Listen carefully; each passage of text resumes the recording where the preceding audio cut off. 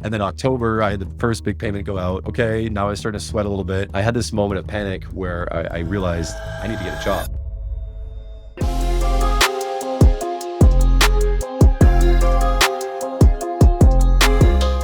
Jon, welcome to the Growth Under Pressure podcast. Super happy to have you here.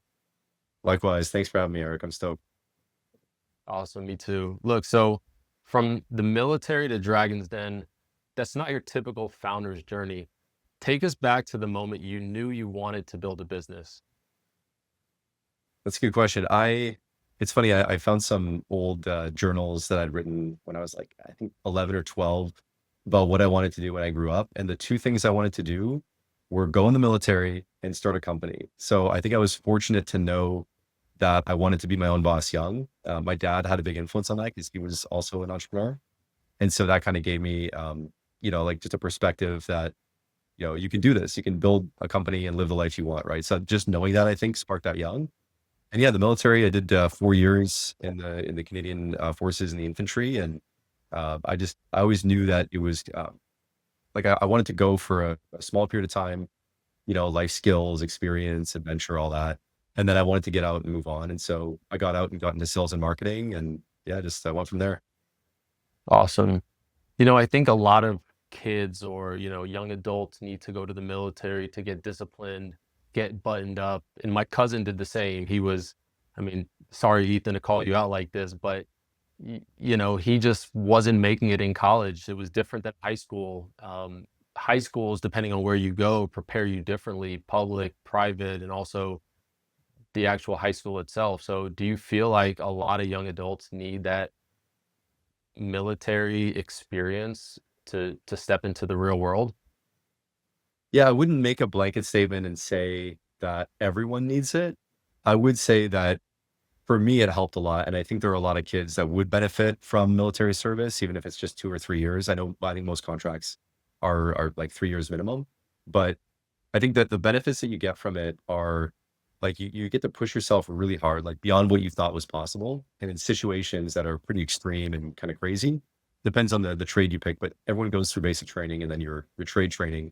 And it just lets you meet people from all walks of life, all across your country, and just experience different things. So I think what I took away from it was the resilience and the like kind of that confidence of, listen, if I could do this, then I could go and work a normal job and I could go and build a company. Like it just gives you that like confidence and like resilience and toughness, I guess, in a way, right? So I also think for a lot of people, it's a good way, at least for me, it was to go in, and I knew within probably the first like 6 to 12 months that I didn't want to do it long term because of, just the structure and the rigidity and all that. Like I knew I didn't want to be in that kind of career forever. And I wanted to have a lot of flexibility in how I work, what I work on, who I work with. So it was kind of I would recommend even doing it just for people to know what they don't want to do as much as what they do want to do. Right. It sounds like it was really a stepping stone for you. Yeah, I think so. I'd say it was foundational to who I became. And just for context for our users, you founded Bonnie and Clyde Pet Goods with your wife and grew it and went on the show Dragon's Den, which is the Canadian version of Shark Tank. And you have a founder's journey story. You also are a sales expert in my mind, marketing expert. Now you have 3 Victor, where you're doing marketing consulting. So, with all of those, of course, with Dragon's Den in mind, what was like that point in time, that inflection point where you're like, okay, I'm a businessman now? That's a good one. I don't even know if I still say that today. So no, let me think. I was working in a sales job when I had the idea to start my own brand, right? I was working as an SDR. So like just basically doing cold calling to these big companies trying to sell sensors. So I was working for a hardware startup out of Quebec City. And, that was where I first learned about prospecting and booking meetings and the sales process and all that. And I just kept thinking to myself, if I can do this for someone else and make them money, like I could do this for myself, right? And then e-commerce was kind of exploding at that time. This is back in like 2014, 2015. I had the idea of like, I could start an online brand, and then I had to pick like which category and what kind of products. And so I started doing research, and I found that, pet supplements were, really high margin category, small volume and weight, so easy to ship, so really good for e-commerce. Because like pet food is heavily expensive, so you have to go retail first right at the start. So I was like, okay, let's start with pet supplements online, and if that goes well, I'll use my cold calling skills to get us listed in a bunch of retail stores and get distributors. So I think that the first time where I really felt like that probably be so when we launched and we had like the first sale come in, we launched on Amazon first in the US with fulfillment by Amazon, where you basically like ship your product and store it in their warehouses. That first moment when we had our first sale, and I was like, oh my gosh, a stranger found my product online and we traded their $30 for my product. Like, how cool is that, right? Never met them in my life. And then it was like the first day that we hit 5 sales, the first day that we hit 10, 20, and it was like, the numbers were just getting bigger, bigger and bigger. That was a really, really fun time. And then, that's the first kind of peak, and then it goes down because you're like, okay, now this is working. I have to expand marketing channels. I have to grow more. Or you have to reinvest in inventory. So all those like different lessons that you learn. I think probably the next biggest bump for me was getting our first distributor. So I just cold called, and I made a list of the top 20 distributors in Canada, kept cold calling them over and over. And then about 3 months later, I got one. He invited me to come to a trade show. We met. I showed him a really crappy prototype of what our product would look like in retail because we were online only. So it was shipping in like a bag with the Amazon label on it and then the bottle in it for the fish oil for the dogs. So I took bottles and I had this like this cardboard box, this really crappy white cardboard box made that was like a prototype. And then I printed out with a printer, awful resolution. It looked so bad.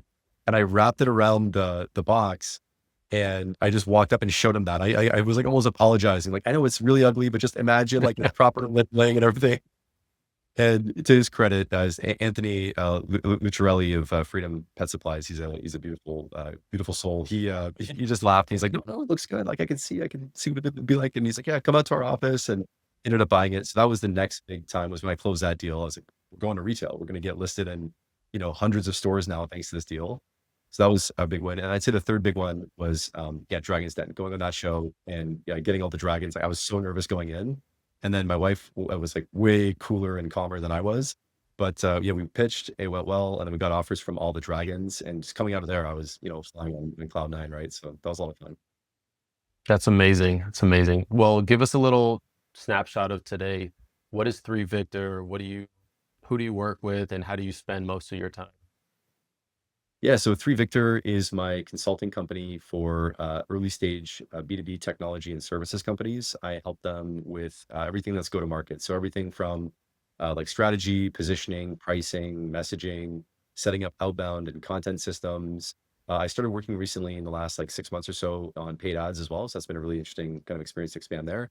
But essentially, when early stage founders don't know how to like which market they should go after or how to sell, how to position themselves, I help them work through that and then implement the systems to actually go and get customers.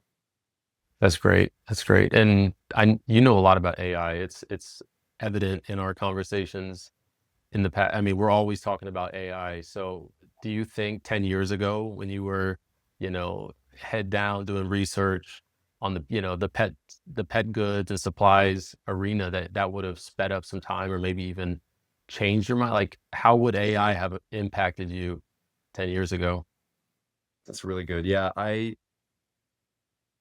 if I could go back 10 years with AI, yeah, I probably would have saved months of time and effort in like market research. And I mean, these days you can just spin up Chat GPT and, send a deep research prompt, like to find, estimate market size and opportunity and all that, to map competitors and find out what competitors are saying, right? So all that work that I put in that was manual, I think it was good that I did it manually because I really understand everything that goes into it and how to do that kind of research. I've done it for a number of companies, but now having the knowledge of how to do it and how to prompt the AI and get it to do what I want it to do, it's night and day. It just saves you so much time in It's every crazy. aspect.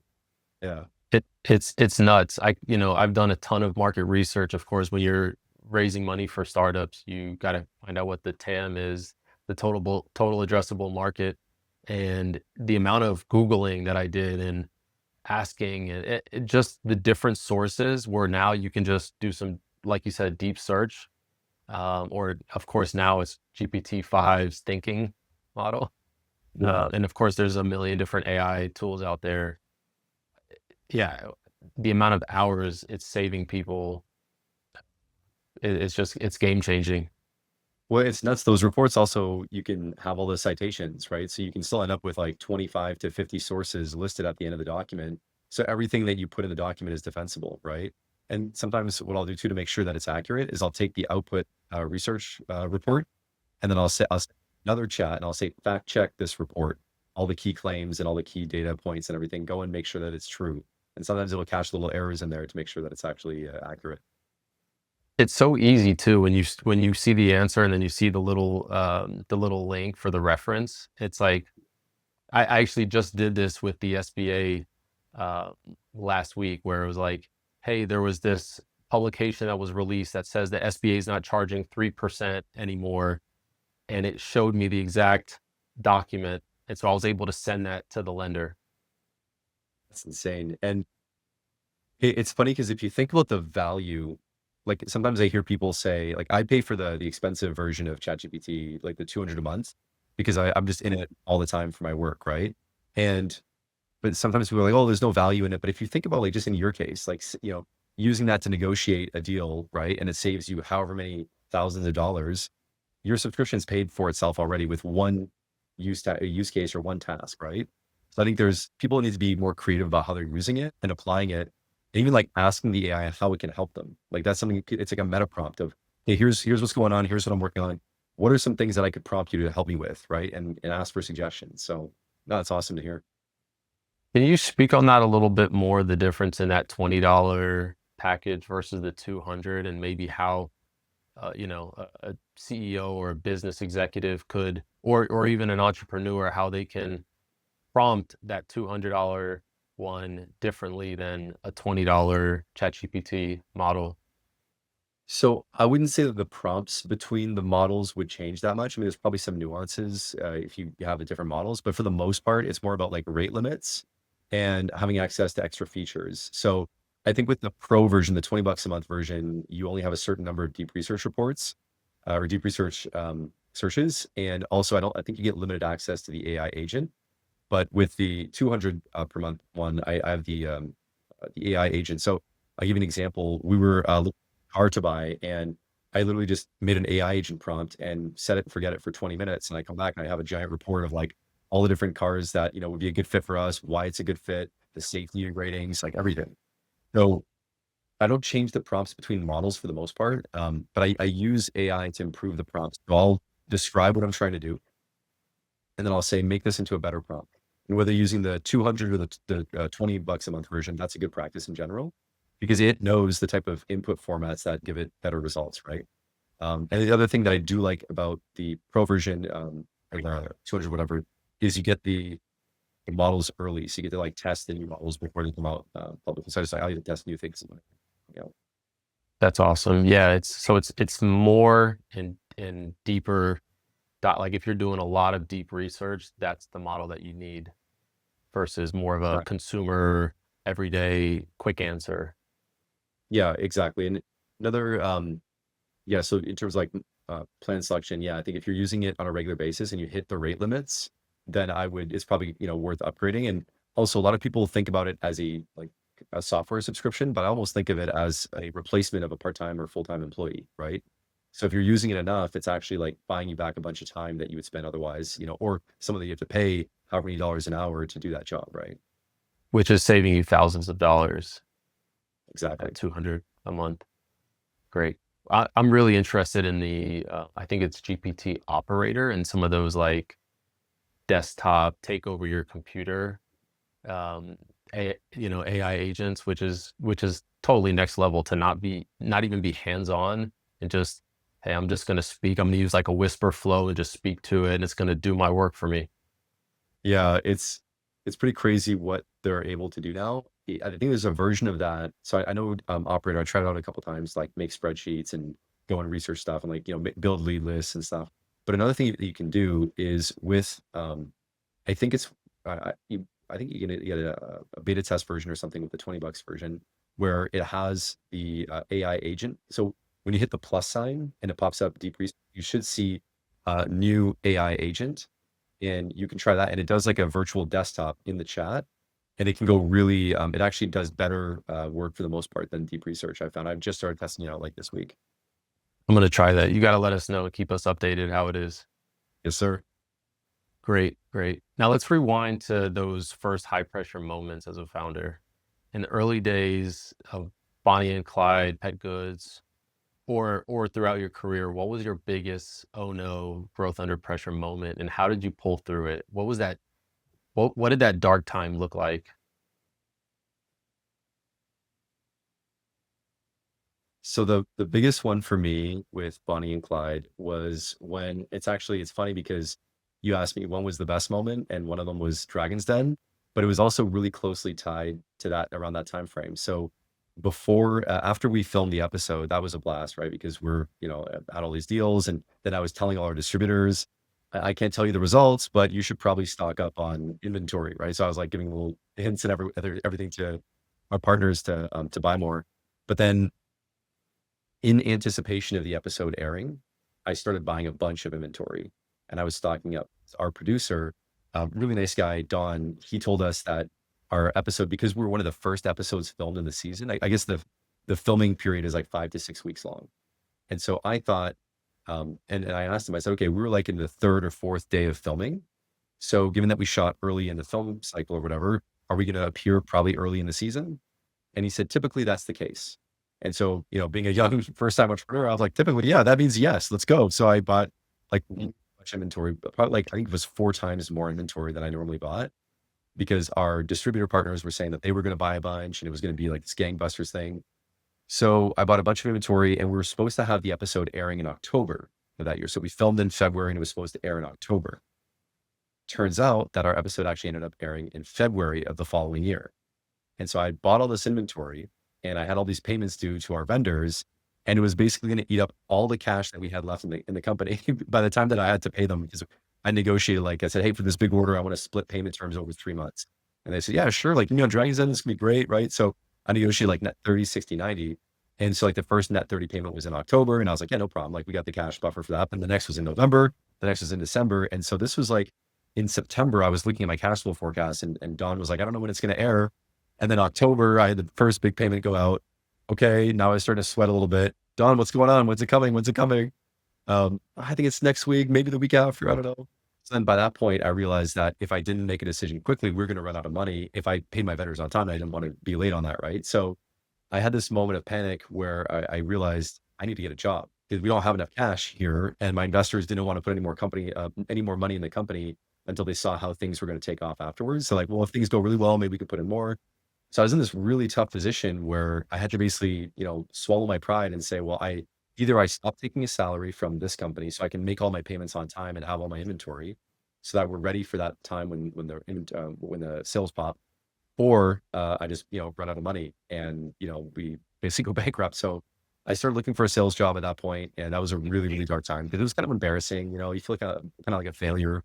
And I had to get a job fast. I had to be remote and flexible. So I keep working a little bit on the company on the side just to keep it going, but enough that I can make good money and all that. So I ended up making a list of like tech companies in Canada and the US that I thought looked cool and had good Glassdoor reviews. I did this like research. This would have been a perfect use case for ChatGPT.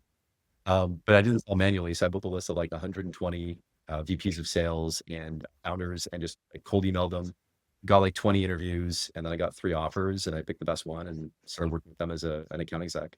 I did that job for 18 months after that. So that was a tough period, like having the full-time job and the startup and the family life. We had our first kid at that point. So my son James, so he's 10 now. But yeah, it was a wild period. Wow. Wow. That really is a growth under pressure moment. And what ended up happening? Did you end up getting that sales increase, some growth where you were able to sell off the inventory? 100%. Yeah. So we were fortunate. The shelf life of our product was 2 years if it stored good temperatures. So we had a warehouse in Montreal that was storing it. Then we had like a warehouse in the US that was storing it for the direct to consumer retail sales. And so for all the retail inventory in Quebec, we had 2 years to sell it. And so I was a little bit worried that maybe if the sales didn't pick up after Dragon's Den, it would really hurt us. But man, when that episode aired, the next week, we just like sales took off, and it went like that for an extra like 2 or 3 months, where we saw a huge lift in retail sales. And then it kind of settled in at a new normal level for us. It was about a tripling or quadrupling of of our normal wholesale orders from our distribution partners. That's great. Well, I'm glad you were able to get those that inventory turned over. Otherwise, that could have been really rough. Yeah, yeah, that was tough. So it was good. We sold through that inventory, I think in about, yeah, 3 months. We had turned the whole thing, and then we had other orders in the pipeline after that. So it's kind of funny to be like ordering this massive amount of inventory, and but then I'm also doing my sales job and like cold calling strangers and trying to get deals in the door. It was a really interesting period. Sounds humbling. Yeah, yeah, it was for sure. So pitching on national TV is a huge moment. What is one thing that people don't see about Dragon's Den or Shark Tank um, on camera? What does the backstage look like, or some of the other nuances? So a couple of funny things that I didn't realize going in was, yeah, so they actually help you like dress up and everything, and so it's not like you're just going in dressed in whatever you want. They like advise you. So in our case, because our brand was Bonnie and Clyde, they suggested that we dress in like a suit and an outfit and a little bonnet and everything for my wife. And So Stripe. yeah, yeah, almost. It was in my case, it wasn't pinstripe, but it was like I had a three-piece outfits, like the suit with the vest and the hat. The like Mhm. Top hat. yeah, yeah, it was cute. So we did that, and then so Don was helping us out with that, and then they do a lot of checks on you, make sure you're good, and your microphones and all that. And also, there's a little bit of a blooper where in our pitch we had to wait behind the stairs, and we had like you could hear the dragons kind of talking about the last pitch, and that was a little nerve wracking. Like, oh, that was crazy. I'll never invest in that. And you're like, oh my gosh, I'm about to go and pitch to these guys. And then so you go out, and in our pitch, we had these dogs, these little puppies that we showed that had really nice coats. And it was a breeder in Ontario, just outside of Toronto, that had been using our product for like about a year at that point, and their coats were just beautiful. So the mother had been taking our fish oil product, and it makes their skin and their coat like really shiny and nice. And so the puppies also looked super healthy. So we came in with a cart with all these little puppies and then these little Doberman puppies. And then the Doberman mom came out and then ate the fish oil in front of everyone. But it was really funny because she ran out, like ran past the bowl. And it was like a bit of a blooper moment. They thankfully edited that out and made it look good. Um, and then after that, the next funny thing that I found, or not funny but surprising, was that the dragons were really, really nice. They were not insulting or demeaning. Like sometimes you see the highlight reels or like the big fail moments. But I think there's probably a lot of stuff going on there that makes them frustrated with that particular entrepreneur. But in my case, I found them to be super patient, kind. Like the whole pitch itself was probably like a 30 to 45-minute talk. And then it got trimmed down to like 9 minutes in post production, right? So there's a lot of stuff that you don't see on the show. But yeah, it was really nice. It was a good experience overall. It's really, really stressful though. Yeah, it looks stressful. That's interesting because I mean, I haven't really watched Dragon's Den except for your episode. I've primarily watched Shark Tank, and I've seen a ton of episodes, and Kevin O'Leary is that guy that's just a hard ass and makes everyone's life difficult, and he just puts you down. Like the little if you have just a little shred of confidence, it just gets destroyed by him. So 100%. I think we had a nice batch of dragons for that season. Kevin was at that point, I think he was down in the States doing Shark Tank. So for our season, and we were in season 11, he wasn't on there anymore. So I think we're fortunate to miss that. But oh, that's pre-season, right. I forgot he was Canadian, so he was on Dragon's Den. yeah, That would have sucked. Glad you didn't. I'm glad you didn't have to record in front of him. agreed. So you ended up getting a commitment, right? But you didn't end up taking the funds, and you ended up going with another investor. Is that correct? Yeah, so on the show, we had offers from all five dragons. Four of them had paired up into two groups of two with different offers, but they were all licensing deals, and they wanted like 10 or 20% of revenue until their investments paid back, and then it converts to equity and all these like complicated structures. And then Jim Treleving made us an offer for exactly what we asked for. So we just went with him. He was our target dragon going in there to start off with. And coming out afterwards, we talked to one of his investment representatives, like one of the guys that manages his fund.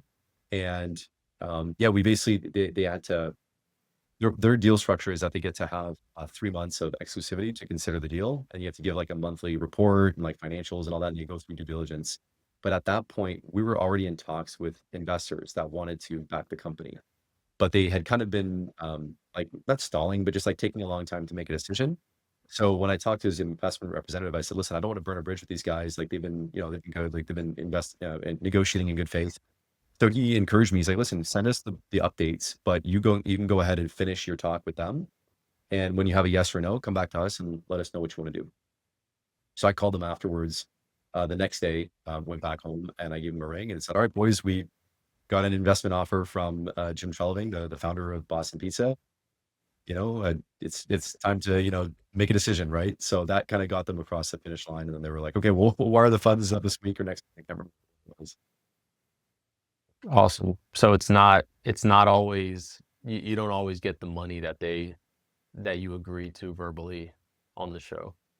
Yeah, I'm not sure if I remember this correctly. I asked one of the producers, "What's the percentage of like investments that actually get done after the yes?" And I think it was like 1 in 10. It's like 10% of the deals actually go through afterwards. Wow. And it's really just a marketing publicity play. I think for a lot of people, yes. I think a lot of times too, it's also probably the dragons that back out because I heard that a lot of founders misrepresent their numbers. So on the show, they'll say that they have 300,000 in revenue, and then they look in the books and it's like actually 200. And right there, it's like, well, that's a deal breaker right off the bat. You were dishonest, kind of thing, right? Yeah. Yeah. That's fair. So the episode air sales spike over what 300% and stores wanted your product. You also, you killed it. You got a commitment from one of the investors. You also had all five make offers. So what operational or financial fires did you have to put out? Cash flow forecasting was probably my biggest pain point. I was I was pretty good at calculating my margins. I didn't feel like that was a pain point that I had. And we had only like one product, two SKUs. So it was pretty easy for me to pull the sales reports, do some pivot tables, whatever in Excel and then figure things out. But the biggest challenge I had was cash flow forecasting. I spent so much time in that because we were so inventory heavy and we had to, buy the inventory and then sell it. So just, any growth that we had was tied with needing more cash to reinvest, right? So we get these periods where we have so much, cash in the account, but then I look at the inventory and we're down to our last like $5,000 inventory. It's like, hey, all the money goes back out, right? So and I hear that's a common issue with like e-commerce and physical product companies is that kind of float as you're, doubling and tripling in revenue is meeting that. So that was the biggest challenge that I had.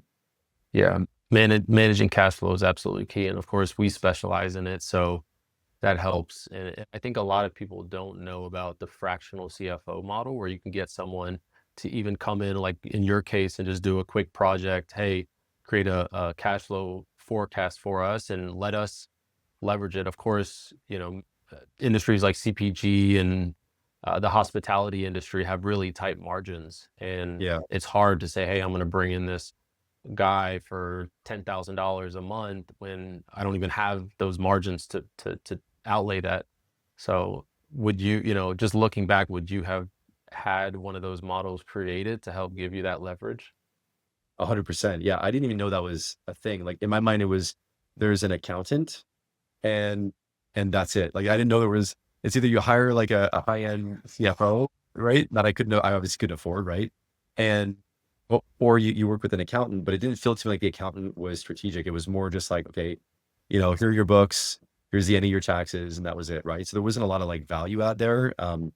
So yeah, I think going back, if I could do everything again, it would definitely be to have like a CFO early on that would just give me their insights on like, hey, here's how you can raise funding. And because all that, I was just kind of like reinventing the playbook, reinventing the wheel, so to speak, of like, what kind of funding do we need? Is it debt, equity? How much do we need? Right. I was trying to do all that myself in spreadsheets.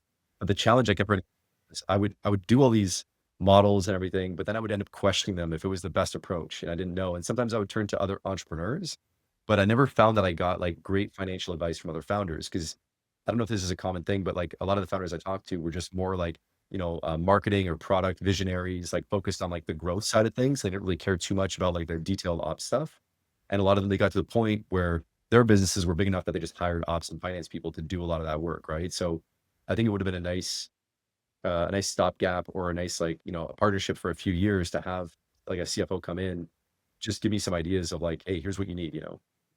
Yeah. And come in at different times, right? Like in the acquisition or M&A phase, it's how can I increase my value? How can I showcase the numbers more that's going to get me a larger exit at the end of the day? So, when you Yeah. decided to sell the company, what made you confident it was the right move? Was there anything specific?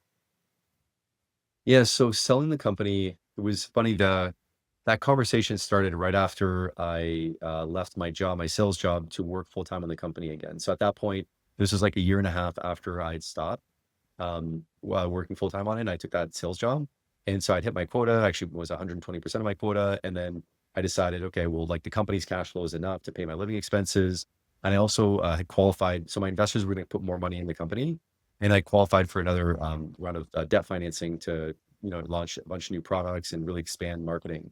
So that was the game plan. And then right after I left my job to put this package together, and I already got like pre-approved before I quit, one of my buddies in the industry calls me up and says, "Hey, my company's getting bought, and the company that's buying me is looking to go on an acquisition spree. Would you sell? Would you consider?" I said, "Listen, I wasn't looking for it, but we could have a conversation." So we had lunch, and he started telling me about how it was working, and that's what kind of sparked it. I also had been in a bit of a place where I think I wasn't really enjoying the business anymore. I wasn't interested in it anymore. And I don't know if it's because of that year and a half where I wasn't working on it full time and, it was like just kind of steady maintaining growth and not like, not aggressive growth like at the start. So maybe I lost a bit of my passion and all that. I was kind of like looking for another option. So for me, it was either like keep growing aggressively or get out. And then when the get out option was on the table, I was interested in actually pursuing it. Do you have any regrets?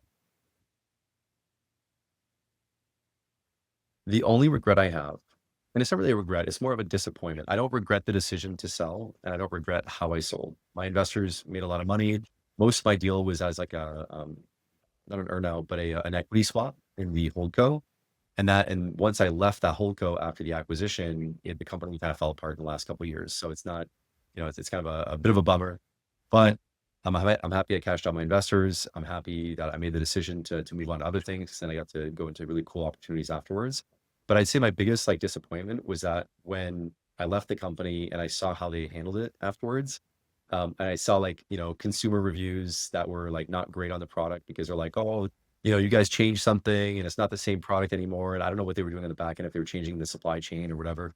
That was, let's see. So it's kind of like it's kind of like your baby, and then you have to see someone else do different decisions with it. And then maybe you don't agree with those. That was a bit of a bummer, but I mean, listen, at the end of the day, I sold and it was theirs to do with what they want. Right. Yeah, and this may be cliche, but hindsight's always 2020. You see an investment that blows up, you didn't put in enough money, and you can say, "Hey, I wish it would have gone differently," but that's really your path, right? And this is your next chapter now, helping startups or small B2B businesses at 3 Victor, where, what's, just pivoting a little bit here, what's the common growth mistake you see and how do you fix it? If you have any thoughts on that? Where do I start? There's a lot of growth mistakes. Just use me as a as a use case. No. I think that the biggest mistake that I see time and time again is a lack of focus. It's it's trying to do too many things at once, and across industries, across company sizes, across whatever, it's like we find a growth channel that works, and then someone says, "Oh, like we should also try this, and we should also try this," and then we add in all these other things. But each new thing that you add in, and it's good to do to like growth testing. To be clear, I think you should test channels and see what works. But when you find that one that works, all of your focus and energy and money should go into that channel until it's tapped out, right? It's kind of like an S curve of growth. Like at the start, nothing's really working. You're trying out a bunch of different stuff. Maybe you try some paid ads, you try some outbound, you try some content, whatever. But then one of them, you'll get some signal, like it'll work. You'll get a little bit of a bump. And then if you keep investing in it, it'll really rapidly grow.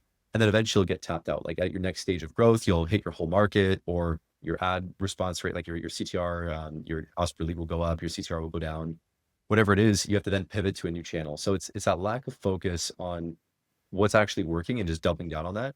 Because, and I think Alex Hormozy talks about this, and I like this. He says that, when you're an entrepreneur, you get rewarded at the start when you bet on yourself. When you quit something and start something new, right? You do a new company, You get rewarded with it with customers and revenue and your independence.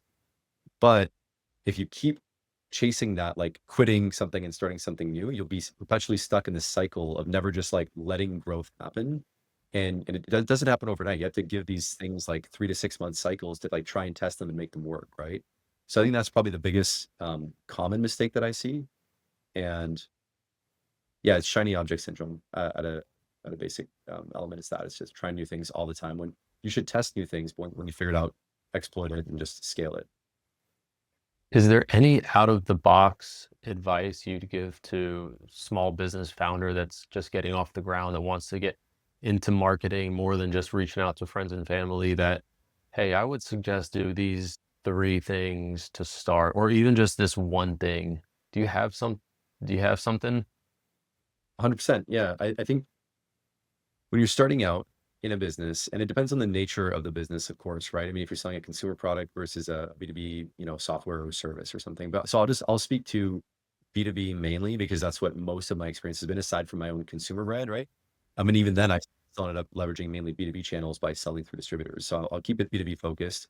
I would say that the general solving order that I see work for founders of early stage B2B companies is outbound at the start, because you need to get revenue and you need to get leads right away. And one of the fastest and simplest ways to make your stuff known is to just send cold emails, send cold DMs, just reach out to people who use your product or service and lead with some kind of value. Don't try to sell anything in that first email. Just lead with like, hey, can I show you a sample? Hey, can I do something for free? Can I give you a free report, a free audit, whatever, like whatever your value journey looks like, your customer journey, find what that first thing is and offer that for free. And just do that. If you do that to 1,000 people, 5,000, 10,000 people, whether you're using cold email, LinkedIn, cold calling, you're still very effective. Buy one of those channels. I'll do all three. Just pick one channel and just do it for a month or two and then see what happens. And then try another channel after that. If that doesn't work.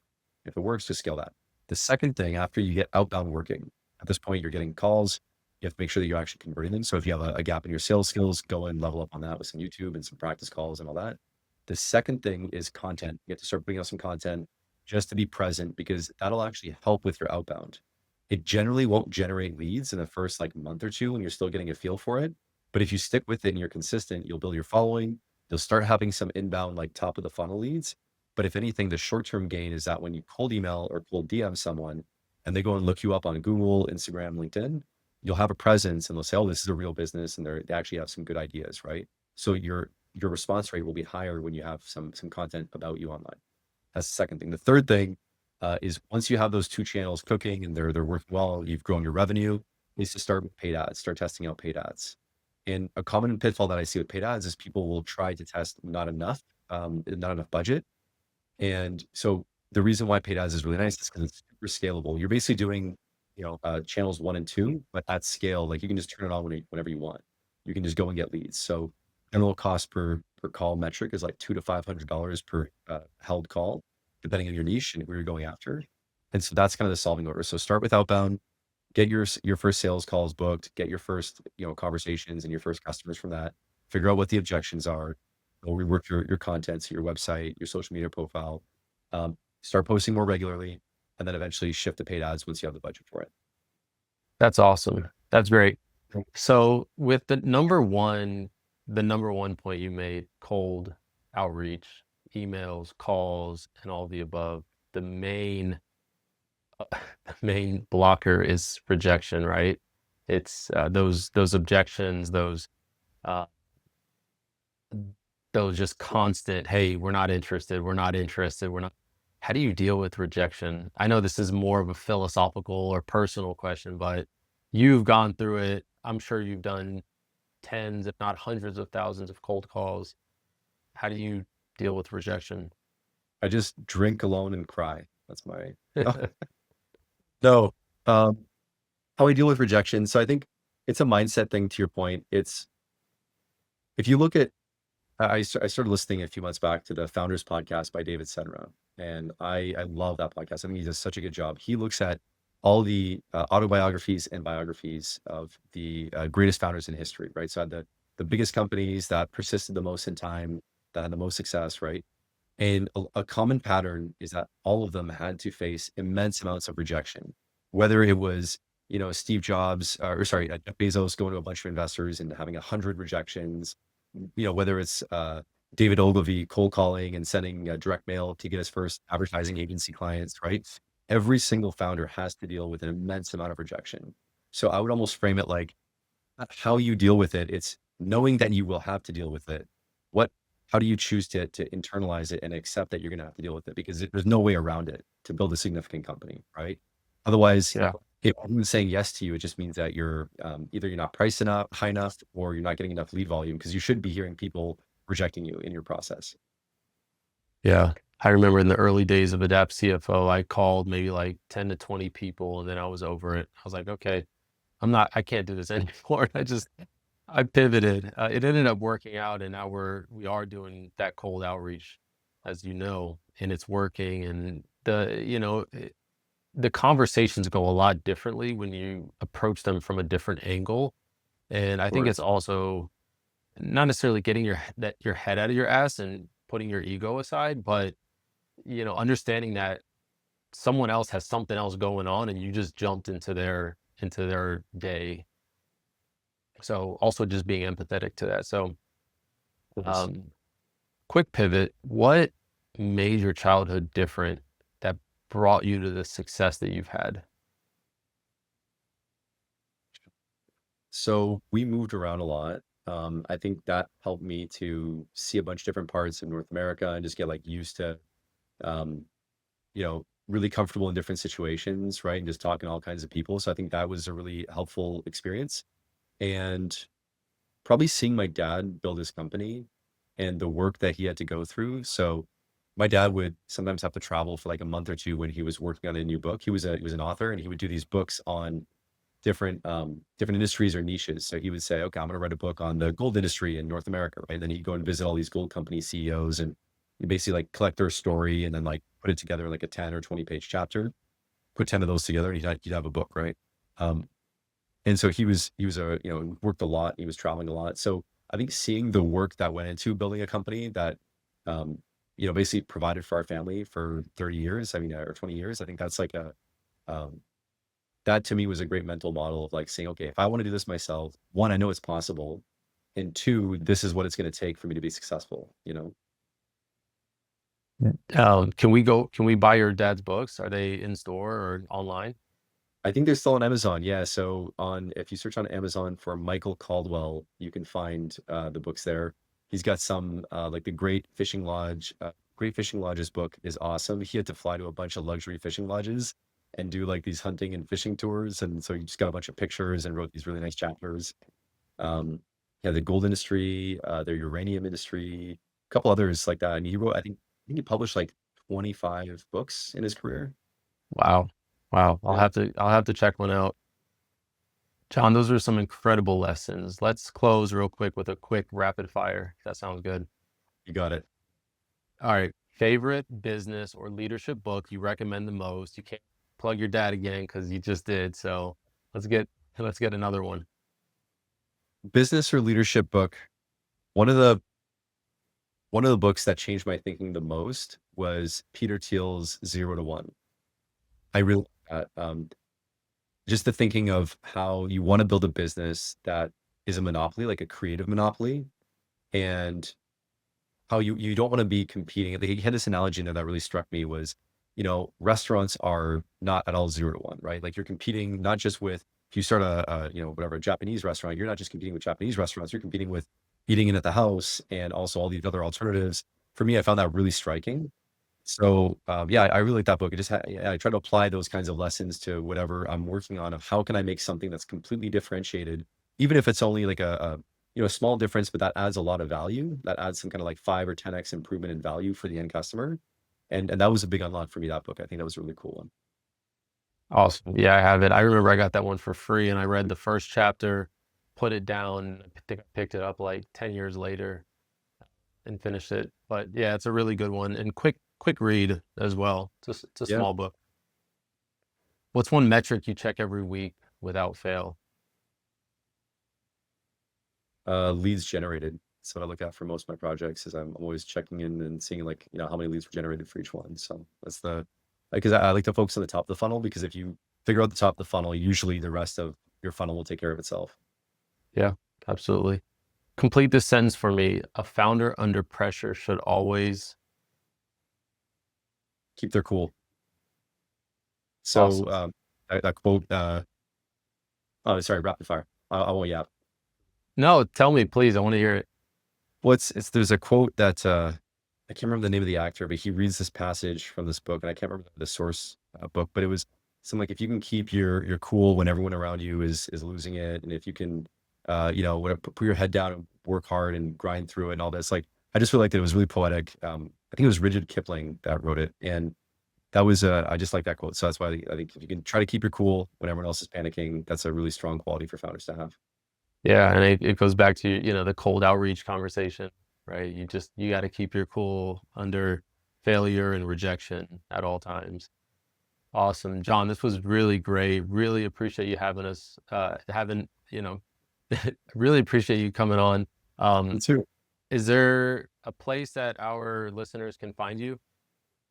Yeah, just on LinkedIn. That's like my main landing page these days. I just my website redirects to my LinkedIn now. So yeah, just they can message me on there, or email me at jon@3victor.io.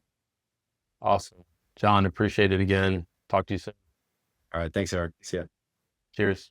That's it for today's episode of Growth Under Pressure. I'm Eric Josovitz from Adapt CFO, and I hope these insights help you tackle your biggest scaling challenges. If you want to help other founders find the show, give us a quick follow or a share. Thanks for listening, and I hope to catch you next time.